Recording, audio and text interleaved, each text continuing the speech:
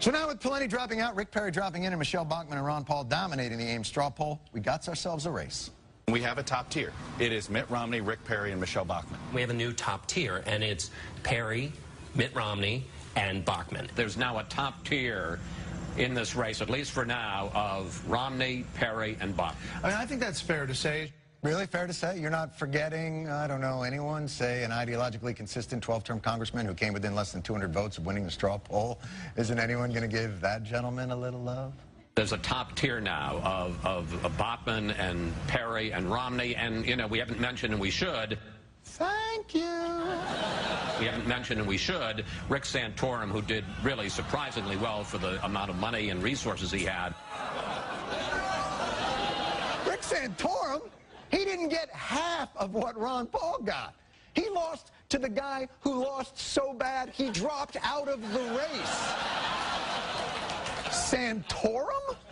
We're looking at Mitt Romney, who continues to be the front runner, but we have Rick Perry as well, and now Michelle Bachmann. Let's not count out Jon Huntsman, though. What? Jon Huntsman? Huntsman got 69 votes.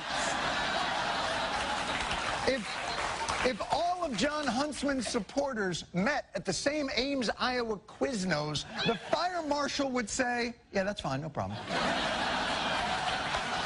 There's still some tables open in the back.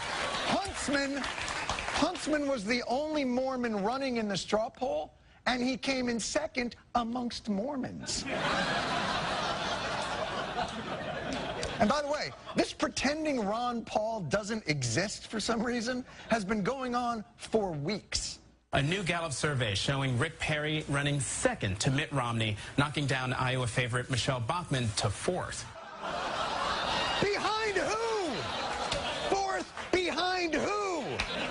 How did Libertarian Ron Paul become the 13th floor in a hotel? Why? What's wrong with... He is Tea Party patient zero. All that small government grassroots business, he planted that grass. These other folks, they're just moral majorities in a tri-cornered hat. Ron Paul's the real deal, and Fox News should love this guy.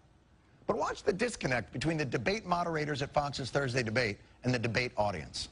Iran does not have an air force that can come here, just like we did in Iraq. Build up the war propaganda. There was no Al-Qaeda in Iraq, and they had nuclear weapons, and we had to go in. I'm sure you supported that war as well. Yeah. Okay. It's time we quit this. It's time. It's trillions of dollars we're spending on these wars.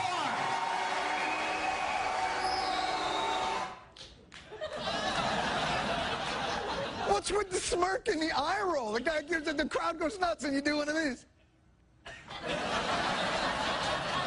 There goes crazy Uncle Ron, babbling about the unsustainability of multiple wars.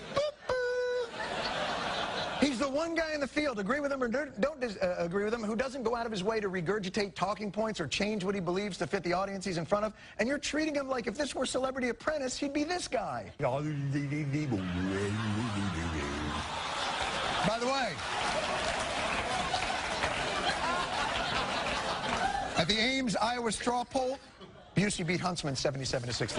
And even when the media does remember Ron Paul, it's only to reassure themselves how there's no need to remember Ron Paul. Right now, live, right next to the bus behind us, Ron Paul is speaking. And 7 of the candidates are here today. We have live pictures of Ron Paul, but you know what? We're talking about Sarah Palin, we're talking about Rick Perry, the two people not in the race yet, Drew. And guess what, Paul? If you get video of Sarah Palin or get a soundbite from her, bring that back to us. You can hold the Ron Paul stuff.